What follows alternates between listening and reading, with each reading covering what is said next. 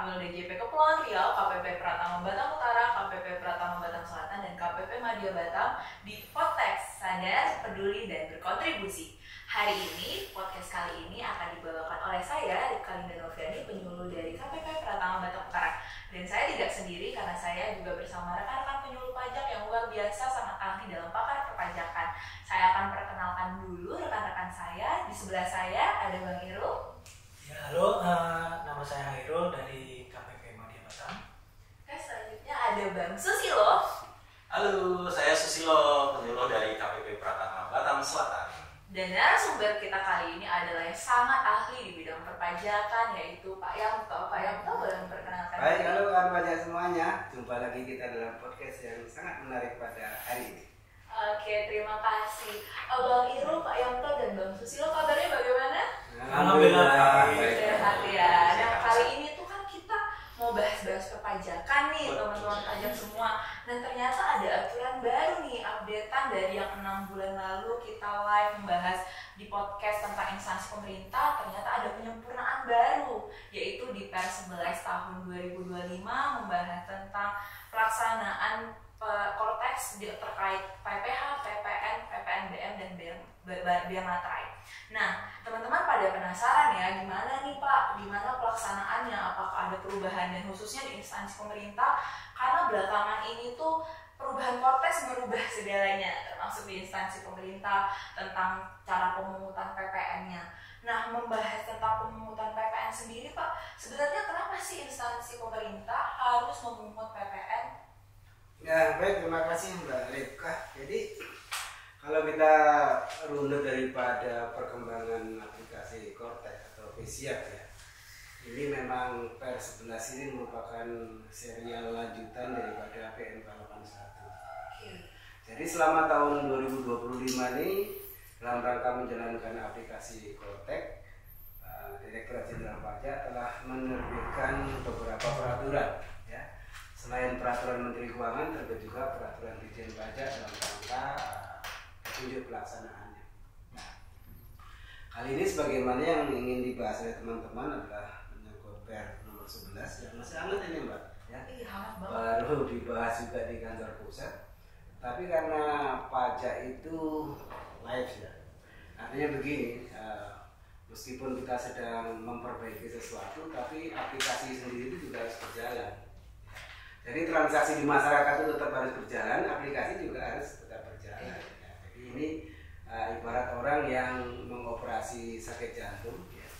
Jantungnya harus dioperasi, tetapi orangnya juga harus selamat. Ya. Artinya aplikasi ini juga harus jalan terus dan tetap bisa digunakan oleh masyarakat. Nah, serial daripada Kortex ini dengan peraturan-peraturan yang terbaru adalah sebenarnya dalam rangka untuk menjalankan aplikasi itu tersendiri dengan landasan hukum yang ada. Nah, terakhir dengan Per 11 ini merupakan rangkaian daripada pelaksanaan daripada aplikasi Kortex, khususnya yang sebagaimana disampaikan tadi, kita akan membahas masalah PPN atau pajak pertambahan nilai yang berlaku di instansi pemerintah.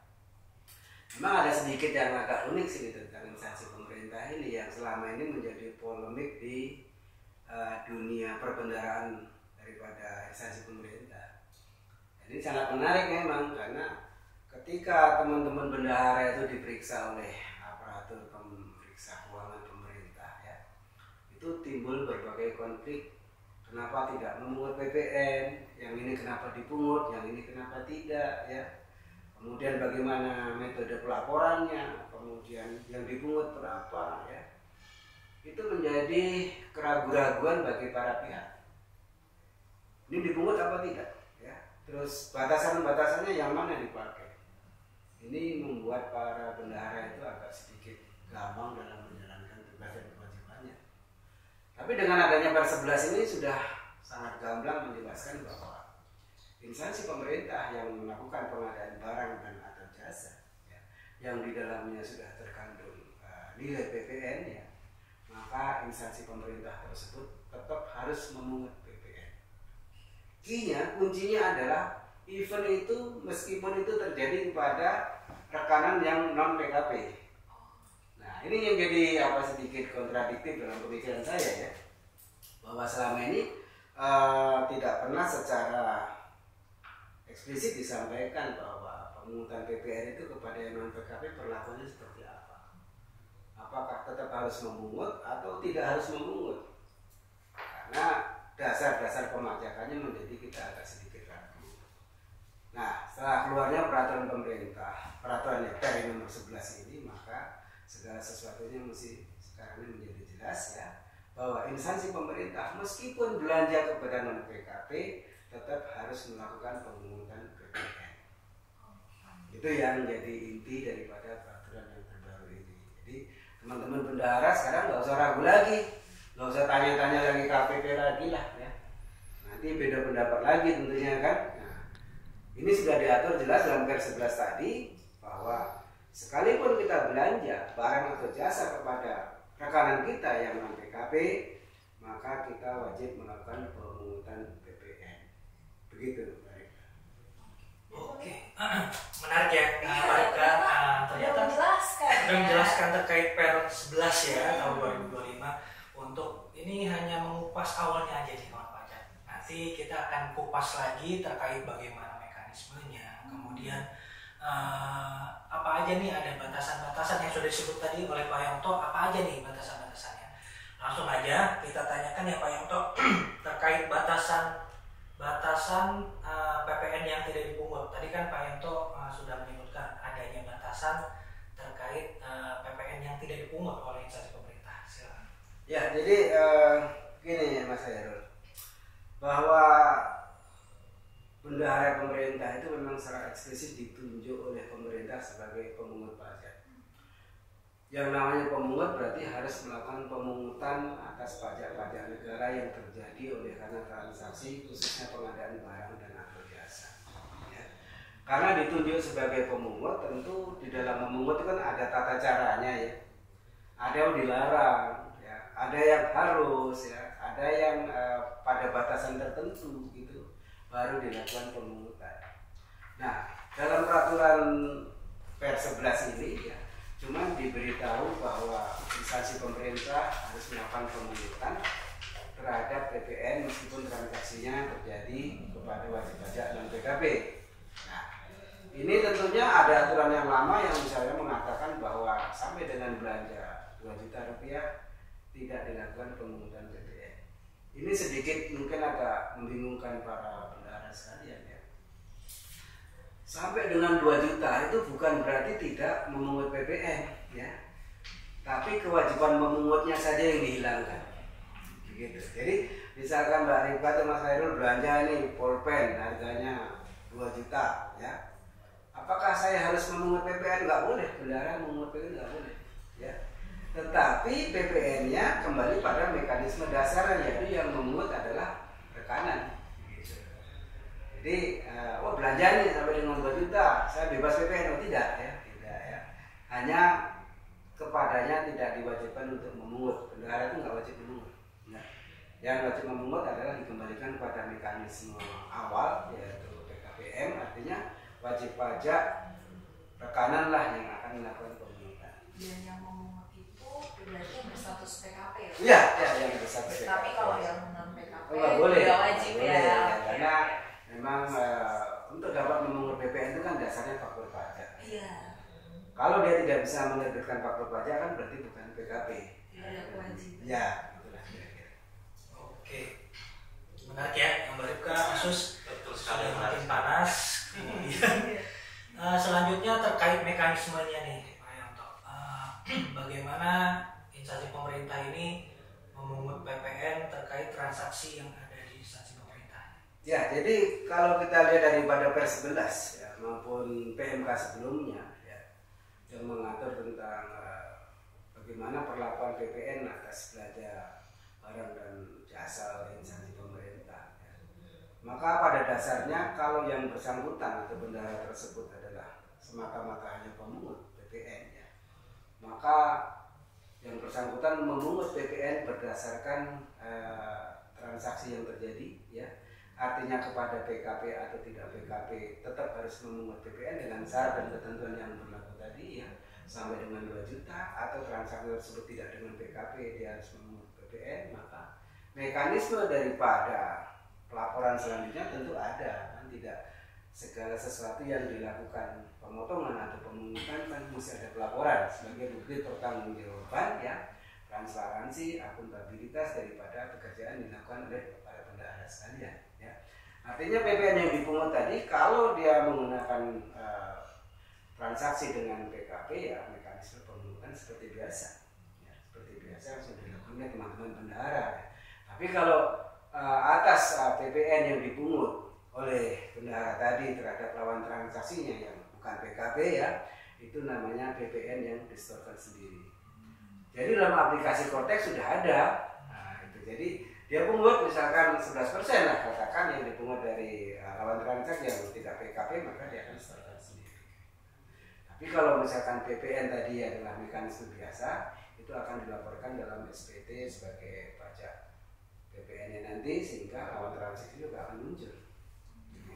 Oke, jadi memang ada perbedaannya yang ya, PKP dan non PKP-nya itu ya. Yang jelas memang PER ini tujuannya pertama untuk mengamankan penerimaan negara yang dimana setiap belanja daripada uang yang dipakai tadi sebenarnya sudah diperhitungkan pajak-pajak yang ada di dalamnya. Dengan demikian meskipun belanjanya itu kecil-kecil kepada non PKP, tapi kalau seluruh Indonesia kan jumlahnya jadi banyak. Nah ini setelah kita hitung-hitung ternyata banyak juga lolosnya ini, padahal itu adalah uang negara yang diberikan kepada instansi pemerintah dalam rangka untuk menggerakkan ekonomi dan harus kembali ke negara lagi dalam rangka untuk proses belanja yang diulang lagi. Gitu. Jadinya potensinya ya Pak ya. Iya.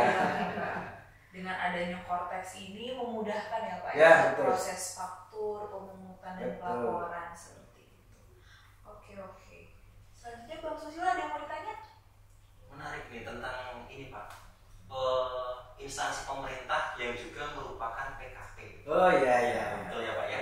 Nah instansi pemerintah ini maksudnya seperti apa Pak yang bisa menjadi seorang PKP Pak? Oh begitu. Soalnya selama ini kita tahunya yang PKP ini yang swasta ya. Rekanannya kenapa instansi pemerintah bisa PKP juga ya? Apakah dia juga bisa jadi rekanan? Iya itu juga yang pertanyaannya itu gimana Pak? Iya betul. Jadi perkembangan bisnis kemudian perkembangan dunia perdagangan ya tentunya ya. Itu saat ini memang termasuk berkembang pesat. Government entrepreneurship ya atau pemerintahan yang mencoba atau melakukan pengelolaan keuangan dalam rangka untuk menambah penghasilan ya atau kemandirian daripada organisasi tersebut saat ini sedang didorong. Sehingga muncullah di berbagai tempat itu namanya instansi pemerintah yang berstatus sebagai BLU atau Badan Layanan Umum, yaitu suatu instansi pemerintah ya yang menyediakan barang dan jasa ya yang dibutuhkan oleh masyarakat yang dijual tanpa mengutamakan keuntungan, yang dikelola secara profesional, terbuka dan akuntabilitas serta dengan cara-cara bisnis yang modern. Ya. Ini sangat membantu masyarakat. Kenapa? Karena memang tujuannya adalah pemerintah itu menyediakan barang dan jasa yang dibutuhkan oleh masyarakat tanpa mencari keuntungan atau mengutamakan keuntungan. Beda dengan bisnis murni, ya. Nah kalau bisnis murni itu orientasinya kan pasti profit atau keuntungan. Tapi kalau pemerintah orientasinya adalah menyediakan barang jasa dibutuhkan oleh masyarakat, ya. Tentunya barangnya juga bagus. Ya. Mungkin sekarang Pak Rik, Mas Susilo atau Mas Khairul bisa lihat bagaimana puskesmas kami bagus-bagus ya. Iya. Bagus. Ya. Rumah sakit bagus-bagus ya. Bagus. Perguruan tinggi negeri swasta negeri ya bagus-bagus ya. Bagus karena mereka berstatus sebagai badan layanan umum. Oh jadi itu ya Pak? Iya. Jadi mereka diberikan kesempatan untuk mengelola instansi tersebut seperti proses bisnis yang terjadi di swasta. Dengan harganya juga dikendalikan. Jadi kalau misalkan beli di situ suatu barang ya harganya itu pasti akan sangat transparan. Itu di rumah sakit pemerintah juga begitu ya. Puskesmas itu sekarang juga bagus kan. Ya, bagus. Mereka sedang berlomba-lomba bersaing dengan rumah sakit swasta untuk dapat menyediakan jasa yang ya sepantaran dengan jasa dengan yang dibayarkan oleh pasien. Layaknya seperti swasta. Nah, dengan tumbuhnya instansi-instansi pemerintah atau sektor pemerintah tadi menjadi BNU ya, maka ada proses bisnis yang ada di situ. Nah, ketika ada proses bisnis yang ada di situ, ya muncullah bagaimana pajak-pajak negara tadi dapat dikelola juga secara profesional, termasuk PPN tadi. Ya. Selama ini bendahara atau instansi pemerintah itu hanya berfungsi sebagai konsumen, betul kan? Nah, betul. Jadi beli kursi, beli meja, ya, beli mikrofon yang kita pakai ini, ya, kita itu hanya konsumen semata. Tapi bagaimana instansi pemerintah tadi yang menerapkan praktek-praktek badan layanan umum? Dia menjual barang, dia menjual jasa, dia. Padahal barang dan jasa yang dijual tadi adalah barang dan jasa yang merupakan objek pajak pertambahan nilai. Gitu. Jadi instansi pemerintah yang menyediakan barang atau jasa yang dikonsumsi pihak lain atau masyarakat, ya, yang merupakan objek daripada PPN, maka instansi pemerintah tersebut adalah termasuk instansi pemerintah yang akan memungut PPN. Nah, untuk dapat memungut PPN tadi, ya, instansi tersebut harus di PKP-kan atau dijadikan pengusaha kena pajak. Makanya namanya instansi pemerintah PKP. Memang belum terlalu banyak di Indonesia ini, ya, tapi sudah banyak juga yang dalam rangka menangani masalah PPN agar tidak menjadi beban bagi instansi pemerintah tersebut, ya, maka digunakanlah instansi pemerintah PKP. Ya. Kenapa begitu? Karena PPN tadi akan mengalir. Ya. Jadi misalkan instansi pemerintah tadi katakanlah jualan apa ya, jualan mobil umpamanya, ya. Jadi pajak masukannya akan dikreditkan. Ya. Ketika mobil tadi dijual, maka instansi pemerintah harus memungut PPN-nya. Jadi pajak keluaran dikurangi dengan pajak masukan. Sehingga ya kurang bayarnya hanya selisih antara pajak keluaran dengan pajak masukan. Nah, kalau pemerintah selama ini yang bukan instansi pemerintah PKP, ya, kemudian memungut PPN, ya, maka tadi, ya, harga pembelian plus PPN yang dipungut pihak lain tadi akan menjadi harga pokok. Nah, ini akibatnya apa? Apa yang dijual oleh instansi pemerintah PKP tadi tidak mampu bersaing dengan pengusaha yang lainnya karena harga pokoknya menjadi berbeda, pasti lebih mahal karena tidak bisa dikreditkan. Jadi instansi pemerintah ini memang pertama sekali adalah dalam rangka untuk mendorong lebih kreatif bagi instansi pemerintah dan dapat bersaing kepada pengusaha-pengusaha pada umumnya, ya, dan PPN jangan menjadi beban, ya, karena PPN itu adalah pajak konsumtif, konsumen yang membayar, bukan pengusaha. Ya, jadi hanya lewat saja PPN sebenarnya. Nah, ketika instansi atau satker pemerintah ditetapkan sebagai BLU dan instansi pemerintah PKP, ya, maka mekanisme PKPM tadi sempurna. Kecuali, ya, barang-barang tersebut yang dibeli adalah barang-barang kebutuhan daripada satker tersebut. Misalkan beli kursi atau beli meja untuk barang modal kantor tersebut, ya, maka dia sendiri konsumennya, tidak boleh dikreditkan dalam proses bisnis dia, gitu. Jadi terpisah antara PPN yang untuk bisnisnya dengan PPN yang dia sendiri berfungsi sebagai konsumen, ya. Misalkan beli meja tadi, ya, atau beli apapun, ya, untuk keperluan kantornya, maka itu menjadi posisi dia sebagai konsumen. Tapi kalau barang atau jasa yang akan dijual, ya, harus mengikuti proses daripada PKPM. Saya kira gitu, Pak Susilo. Mantap sekali. Jadi kita mesti, ya, betul sekali. tujuannya biar rumah apa yang saya biar rumah sakit bisa bersaing Ya. dengan rumah sakit swasta. Kalau misalnya dia tidak bisa dikreditkan, harga pokoknya jadi biaya administrasi ke konsumen pasiennya, ya, Pak. Seperti itu. Biayanya makin tinggi, jual. Iya. Memang aku baru tahu loh itu. Jadinya menjawab ya kenapa instansi rumah sakit saya harus di PKP-kan, padahal kan instansi pemerintah, ya, Pak, ya. Memang kadang-kadang ini, Mbak Rifka, beberapa instansi pemerintah takut untuk jadi PKP, ya. Padahal itu sebenarnya dalam rangka pemerintah mendorong agar mereka itu memiliki daya saing yang sama dengan pelaku-pelaku bisnis yang lain. Kenapa? Karena harga pokoknya jadi sama. Kalau harga pokoknya HPP-nya tadi dibebani dengan pajak yang tidak bisa dialirkan melalui PKPM, ya, dia kalah bersaing. Dia. Pasien jadi lari ke swasta, ya. Lari ke swasta. Oh iya, Pak Yanto, ada satu lagi yang saya tanyakan, Pak Yanto. Di kawasan bebas ini, Pak Yanto, apakah IP juga diwajibkan untuk menjadi PKP untuk para PKP? Wah, ini dia, ya. Jadi Pak Susilo ini pertanyaan berat semua. Kayak orangnya, ya, Pak.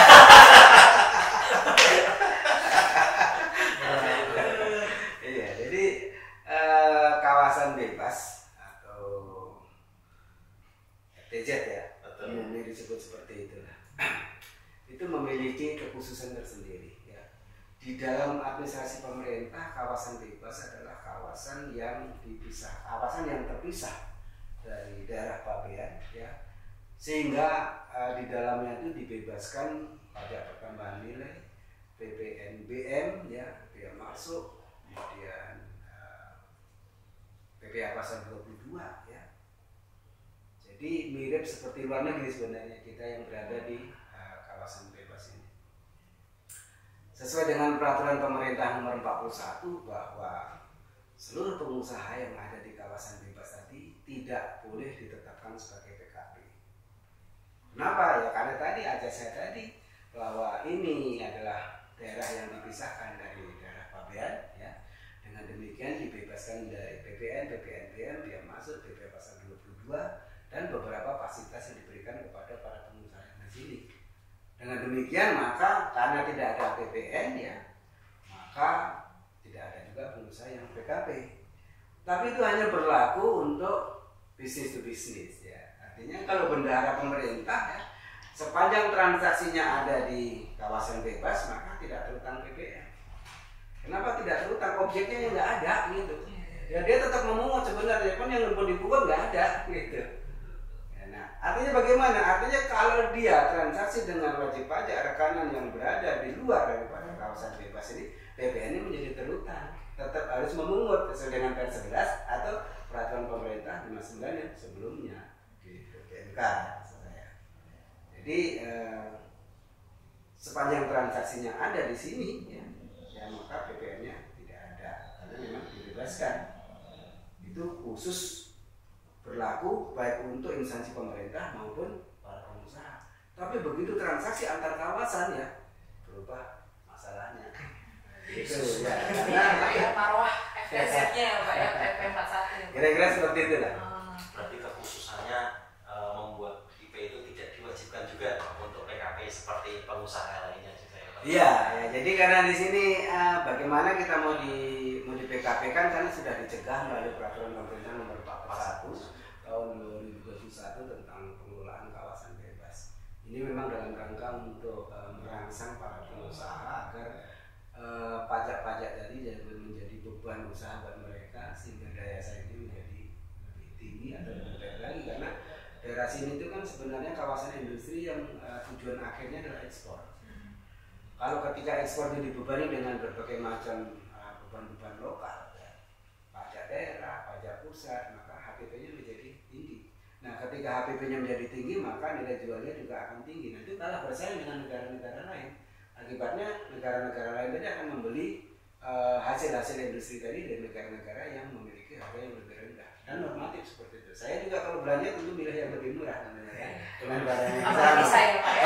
Saya diskon. Bisa ditawar lagi. Kalau bisa yang ada harga tawar lagi. Oke, mantap sekali. Bagaimana Mas itu? Sangat mencerahkan sih. Filosofinya dalam ya. Dalam ya. Dapat terkait prinsipnya bagaimana PPN di instansi pemerintah itu yang sudah diceritakan tadi oleh Pak Yanto. Jadi aturannya itu memang memperhatikan konsumen, memperhatikan penjual, kan segala macam instansi pemerintah juga. Luar biasa sih. Pak, jadi ini kan yang tadi tuh kita bahas instansi pemerintah, terus kita juga bahas instansi pemerintah PKP dengan PKP terkait pemungutan kan Pak. Yeah. Nah kan kalau pemungutan yang kita transaksi sama rekanan yang PKP, kita bisa meminta faktor 02 nih Pak. Yeah. Nah di Cortex itu kan jadi nanti penjualnya menerbitkan faktor 02, instansi pemerintahnya dia ketika lapor SPT notifikasi muncul nih faktornya Pak. Sementara kan kalau kayak misalnya penjual rekanan kan nggak mungkin instansi pemerintah juga menggerakkan UMKM. Yeah. Tidak semua UMKM juga PKP. Yeah. Nah ini bagaimana sih Pak? Bagaimana cara instansi pemerintah memungut? Sementara kan diatur pemungutan dimulai setelah 2 juta itu kewajiban pemerintah untuk memungut PPN-nya. Sementara penjualnya rekanannya tidak PKP nih. Nah ini gimana Pak? Apakah dijelaskan di pasal 126 yang di Pers 11 juga atau bagaimana? Ya ini memang tidak dijelaskan dalam peraturan tersebut ya, bahwa bagaimana tadi UMKM yang misalkan non PKP kemudian transaksinya sampai dengan 2 juta rupiah ya. Kalau dia PKP ya PP-nya tidak lolos tentunya karena ini hanya berbeda siapa pemungutnya aja. Ya. Jadi kalau transaksi sampai dengan 2 juta, kemudian yang lawan transaksi PKP ya maka mekanisme normal yang terjadi. Ya. Artinya si bendahara tadi tetap akan menerima faktur pajak. Ya 01 kalau itu kenapa? Karena nggak mungut ya. Nah yang mungut kalau mungut 02 ya. Kalau normal 01 atau sekarang karena nilai lain ya jadi 04 tentunya gitu. Dan itu ketika faktur pajak itu dibuat oleh rekanan akan muncul dengan sendirinya nanti di pajak masukannya bendahara gitu. Jadi dia menerbitkan faktur pajak ya maka akan muncul di kotak bendahara semuanya gitu. Nah atas transaksi bagaimana yang 2 juta rupiah sampai dengan 2 juta rupiah yang dilakukan terhadap wajib pajak rekanan yang non PKP ya dalam Per 11 tersebut tidak dijelaskan. Dan tidak diatur tentang itu, ya. Artinya ya kembali kepada mekanisme dasarnya, ya. Dengan demikian, untuk transaksi sampai dengan 2 juta rupiah dalam pemahaman saya terhadap wajib pajak yang non PKP ya, tentunya tidak dilakukan pemungutan atau pemotongan PPN, ya. Meskipun dia yang bersangkutan tidak PKP, kenapa ya? Itu termasuk dalam rangka istilahnya memberikan kemudahan kepada para UMKM untuk dapat kesempatan untuk tumbuh. Tapi ini pemikiran pribadi saya, ya. Kalau regulasi tentunya kita lihat tadi Per 11 tadi tidak mengatur tentang itu ya. Nah, artinya saya harus berpikir kembali kepada dasarnya bahwa kenapa sampai dengan 2 juta rupiah yang transaksi kepada non PKP tidak dilakukan penyetoran PPN yang dilakukan oleh bendahara instansi pemerintah ya. Mungkin pemerintah ingin memberikan kesempatan agar para wajib pajak tersebut tumbuh ya.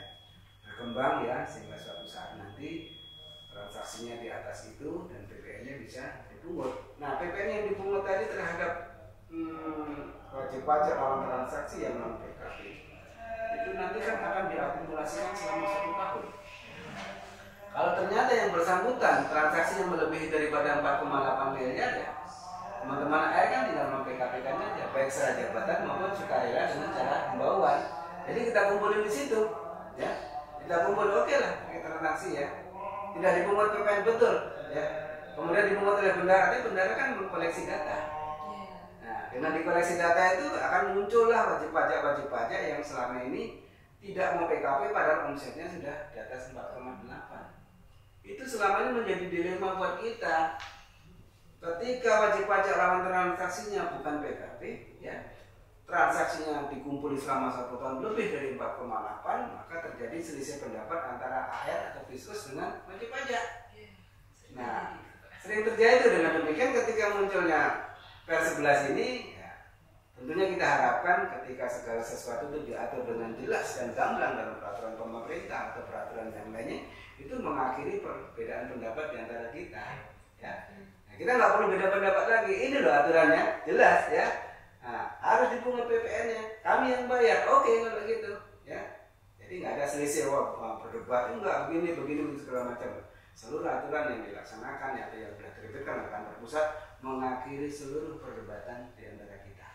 Ya. Pertanyaan. Iya. Kalau ini bendahara yang datang ya iya, Pak ya. Oke. Nah jadi Pak, kalau yang di bawah 2 juta, kalau yang PKP tidak memungut ya, kalau yang dia PKP di bawah 2 juta dia membuat faktur sendiri. Iya. Nah kalau misalnya non PKP di atas 2 juta Pak? Ya kalau di atas 2 juta tadi kan sudah diatur di Per 11 tadi ya. Artinya bendahara pemerintah harus memungut kemudian menyetorkan. Bendahara yang menyetorkan ya. Menyetorkan. Yang kode ini ya Pak, yang 411 211 iya. 08. Soalnya kan kalau dulu tuh Pak waktu masa sebelum Cortex ya kan pilihannya bisa 910, iya. bisa 920, 200. Tiba-tiba tuh kodenya hilang. Iya. Makanya banyak bendahara tuh yang kemana kode-kode ini begitu Cortex. Nah ternyata di Per ini ya Pak ya, iya. baru diupdate bahwa nggak usah khawatir, silakan memotong menggunakan Iya. 411 211 108 apabila dia non PKP ya Pak iya. ya. Nah kalau misalnya ternyata Pak dia tuh PKP tapi dia nggak ngaku Pak. Ya kalau dia PKP kemudian dia mengaku tidak PKP ya tentunya kembali ke hukum dasar ya. Hukum dasarnya itu di KUP juga dijelaskan bahwa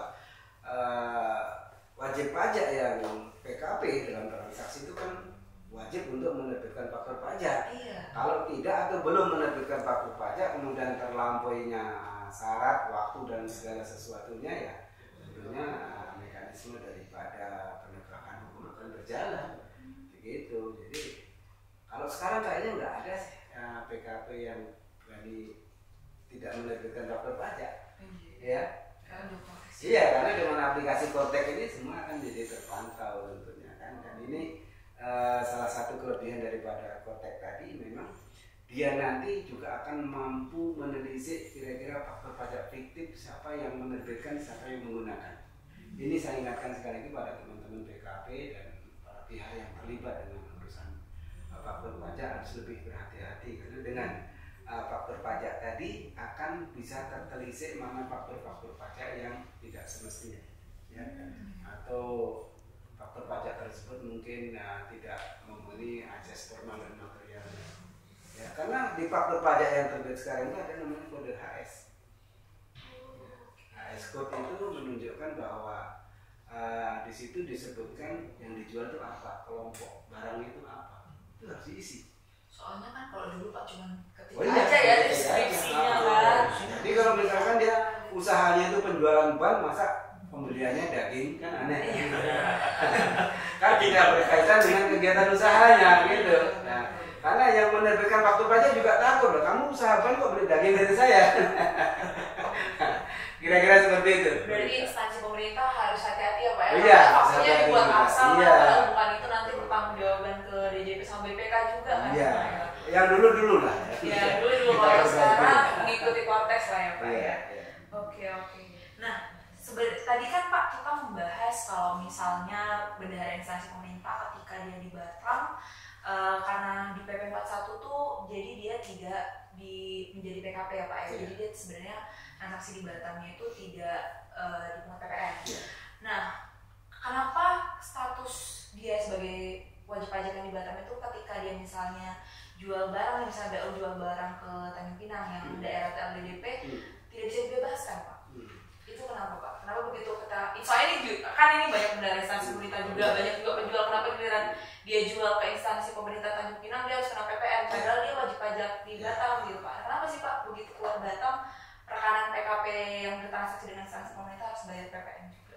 Ya tadi sudah disampaikan kalau PPN yang ada di Batam ini ya perlakuannya kan seperti luar negeri ya, mirip seperti itulah, makanya disebut sebagai pemasukan dan pengeluaran barang dan jasa dari ke kawasan bebas itu dicatat sebagai ekspor dan impor. Jadi ketika barang itu ingin dikeluarkan dari sini ya, maka dengan sendirinya akan terutang PPN. Apakah itu instansi pemerintah, apa itu bukan, sama perlakuannya. Begitu juga di administrasi Kortek kan sama perlakuannya sekarang. SPT-nya aja sama sekarang. Bukti potongnya sama sekarang. Jadi nggak ada perbedaan ya. Coba kalau kita lihat SPT PPN sama, 21 sama, ya. Bukti potong sama, nggak ada perbedaan di antara swasta dengan non swasta ya. Nanti disamakan. Nah, ketika kawasan bebas tadi ya melakukan pemasukan dan pengeluaran barang, tentunya ada beberapa hal yang diatur tentang itu. Untuk memasukkan barang ke kawasan bebas yang berasal dari TLDDP itu dalam rangka untuk meningkatkan atau memajukan kawasan bebas tadi untuk daya saing yang lebih tinggi lagi ya, para pengusaha tadi dapat memanfaatkan fasilitas PPN tidak dipungut, PPN dan PPNBM. Tapi kalau bendahara ingin memanfaatkan, bendahara itu kan konsumen. Bendahara itu kan konsumen, dia beli untuk dikonsumsi, Dia bukan pengusaha, ya, yang dapat memanfaatkan fasilitas PPN tidak dipungut untuk pengusaha. Ya, bukan konsumen. Iya, bukan konsumen. Bendahara itu konsumen, ya. Kecuali tadi ya, dia merupakan instansi pemerintah PKP. Tapi kan di sini nggak ada instansi pemerintah PKP, ya. Nah, dengan demikian karena bendahara tadi adalah merupakan konsumen, dengan sendirinya maka terutama PPN. Makanya ketika dia belanja dari Tanjung Pinang memasukkan ke sini, PPN-nya terutang, harus dipungut, ya, mengikuti mekanisme yang ada. Ketika ingin mengeluarkan barang dari sini, ya, ke tempat yang lain ditagih PPN-nya. Kenapa seperti itu? Karena destination principle-nya berbeda. Tujuannya, jadi konsumsi barang itu menentukan PPN-nya ditentukan oleh tujuan daripada pemakaian barang itu. itu kenapa ekspor barang tidak dikenakan PPN di Indonesia. Kenapa? Karena destination principle yang akan menggunakan, memanfaatkan barang dan jasa itu orang luar negeri. Kenapa kita impor barang dari Singapura ke Indonesia, kita dikenakan PPN? Karena kita mengkonsumsi barang tersebut. Pada waktu dari Singapura dikeluarkan tidak dikenakan PPN, nggak boleh, karena destination principle-nya dari sini. Begitu juga ketika di Batam, barang tersebut ingin dikonsumsi di Tanjung Pinang, destination principle, prinsip tujuannya, dikonsumsi di sana, dia ada pabean. Nah, maka dengan sendirinya akan terutang PPN. Itu kenapa barang yang dikeluarkan dari sini terutang PPN. Barang yang dimasukkan kemari untuk keperluan ya industri ya, bahan baku maupun yang lainnya, dalam rangka mendorong kawasan industri ini, pemerintah memberikan fasilitas PPN dan atau PPNBM tidak dipungut. Tapi kalau instansi pemerintah yang ada konsumen. Iya. Jadi itu alasannya ya. Mungkin misalnya beberapa bendahara itu ada Pak yang nanya ke kantor, kenapa kami nggak bisa dibuat PPBJ kan? Itu ternyata itu kawan pajak, karena bendahara sendiri itu konsumen posisinya, bukan pengusaha. Karena PP 41 itu ditujukan untuk beberapa perekonomian pengusaha di Batam ya Pak. Oke. Dari Bang Irul atau Bang Susilo ada yang ditambahkan atau makin panas nih. Iya. Tapi dalam banget Pak, dapat pencerahan nih saya. Jadi begini, kalau ketemu bendahara atau bendahara yang nonton juga, oh pantas harus pungut PPN ya Pak ya. Ini Pak Sus ini paling berat pertanyaan. Kita tanya lagi. Ada lagi Pak yang mau saya tanyakan Pak. Kita kalau bahas PPN tentu bahas faktur pajak. Iya. Dan untuk instansi pemerintah atau pemungut ini biasanya kan dulu ada yang namanya SPT PPN ya Pak. Iya. Untuk pemungut ya Pak. Iya. Nah, bagaimanakah sekarang mekanismenya apabila instansi pemerintah ini memungut dari rekanannya non PKP? Apakah dia wajib melaporkan ke dalam SPT-nya atau bagaimana sih Pak mekanismenya Pak? Ya, jadi ketika bendahara tadi memungut PPN dari rekanan non PKP ya, kan gitu ya? Ya betul. Karena diamannya oleh daerah sebelah sini. Ya. Ini juga mengakhiri perdebatan panjang di sini. Setelah pada 900, 910, 929. Karena selama ini kan mereka bendahara itu takut juga dengan teman kita mungkin yang periksa, ya. Kemudian pihak-pihak lain yang mengawasi daripada kegiatan ini, atau bahkan sendiri atasan mereka sendiri, kenapa nggak mau PPN ya? Dengan aturan ini mengakhiri perbedaan pendapat di antara kita. Nah, ketika bendahara melakukan pemungutan ya, maka itu distor sendiri ya. Bendahara yang akan memungut dan kemudian menyetorkan. Sama perlakuannya sebenarnya ketika saya memanfaatkan jasa dari luar negeri, itu kan yang bayar saya sendiri. Kenapa? Kan saya nggak bisa dipungut ya. Misalkan saya bukan pengusaha, nyetor sendiri nggak bisa saya ya kan. Kalau nyetor sendiri kan 100 PKP saya jadi, kodenya kan 100 PKP saya kan. Nah, ketika masuk ke Indonesia, saya nggak bisa dipungut karena kawan transaksi saya kan nggak bisa memungut ya. Mereka bukan PKP, mereka luar negeri. Nah, karena saya mau memanfaatkan jasa dari luar negeri, saya bayar sendiri. Nah, selama ini kode-kode KAP, kode akun pajak tadi memang ada beberapa yang mungkin kurang selaras dalam pandangan saya. Nah, di pers 11 ini dengan kode yang Bu Ripka sebutkan tadi, ya selesai semuanya. Nah, soal pelaporannya, saya rasa itu di kolom apa itu ada ya di Kortek itu, ingat saya itu. Ada kolom itu yang PPN yang dipungut sendiri, dibayar sendiri. Ada kolom yang disediakan. Nah, karena itu akan merekap seluruh pungutan-pungutan yang dilakukan dan nanti akan menjadikan suatu perhatian bagi teman-teman kita yang mengawasi daripada wajib pajak yang bertransaksi. Tapi saya yakin suatu saat nanti akan kelihatan sebenarnya rekanan itu apakah dia sengaja tidak mau PKP oleh karena tidak mau ketahuan ya. Atau segala sesuatunya, padahal menjadi PKP itu sebenarnya sangat menguntungkan. Menguntungkan bagi pengusaha tadi karena dia bisa menggunakan mekanisme PKPM yang PPN ini tidak menjadi beban bagi dia. Gitu Pak Susilo. Mantap sekali Pak. Saya jawab luar. Ada lagi bagi pas dalam. Dikeluarkan aja Mas. Siap. Ada di sini. Tapi pertanyaan saya sudah habis gimana? Jadi saya sudah cukup tercerahkan. Sudah sangat sama. Soalnya memang pakar kita Pak Yanto ini filosofinya tuh dapat gitu loh. Keren banget Pak Yanto. Dari Pak Yanto ada yang mau ditambahkan Ya mungkin begini teman-teman khususnya bendahara ya, bahwa dengan berlakunya aplikasi Kortek ini, meskipun sama-sama kita ketahui bahwa aplikasi ini memang masih dalam rangka penyelesaian akhir ya, bahwa kita menyadari prosesi pemindahan data sebanyak kata Menteri Keuangan 8 miliar transaksi itu tidak hal yang mudah. Ini big data yang luar biasa ya, yang menyangkut 8 miliar transaksi yang harus dimutasikan dari sistem lama yang terpisah-pisah ke dalam suatu sistem yang terintegrasi ya, itu bukan hal yang mudah ya. Menyadari hal tersebut ya, teman-teman kita di kantor pusat sedang bekerja keras untuk menyelesaikan itu. Mudah-mudahan sampai akhir tahun 2025 lagi tidak ada lagi permasalahan tentang Kortek ini, baik database-nya maupun prosedur-prosedur yang berlaku. Dengan demikian kami menghimbau kepada para bendahara sekalian ya, tentunya agar dapat memanfaatkan Kortek ini dengan sebaik-baiknya. Banyak sekali loh manfaatnya. Pertama, kemudahan ya.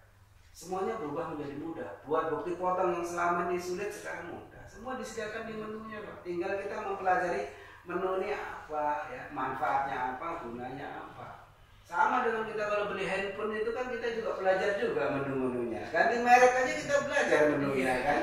Nah, ini ketika Kortek diaplikasikan ada beberapa penamaan tuh yang sedikit asing selama ini, bahkan kita sendiri kan agak asing ya, misalnya seperti SPT Delta, SPT Replacement itu kan iya ada beberapa istilah yang baru tadi. Jadi teman-teman bendahara kalau memang menghadapi persoalan apakah itu pemahaman, penggunaan menu atau pemanfaatan yang lainnya ya, boleh bertanya kepada kita.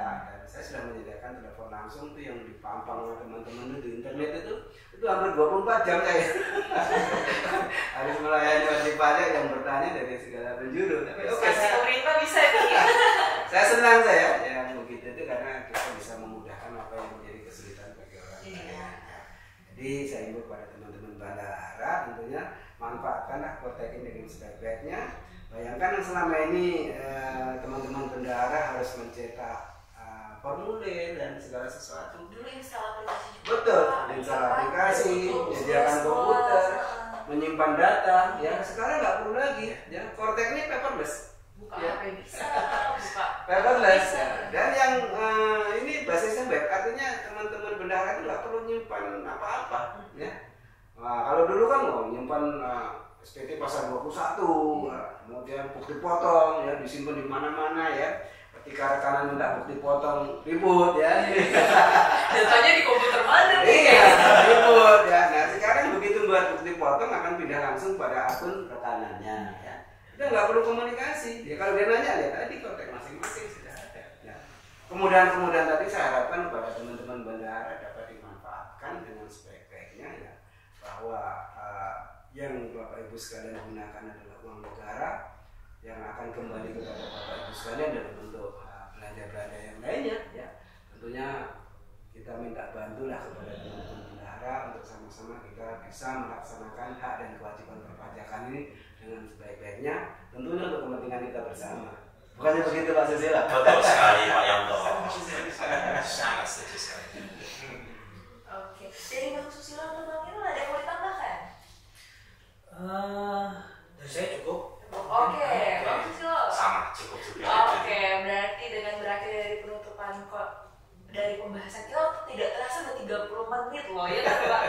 Dan tapi tuh kayak sebenarnya masih banyak yang mau ditanyakan, tapi kita juga keterbatasan waktu dan menunggu juga nih kawan pajak yang nonton, nanti boleh tanyakan di kolom chat di bawah, di kolom komentar. Jadi kita bisa tahu nih apa mungkin mau ditanyakan terkait PPN yang terkait instansi pemerintah, atau misalnya boleh nggak bahas ini. Kita juga siap, ide-ide teman-teman akan kita tampung untuk di podcast selanjutnya.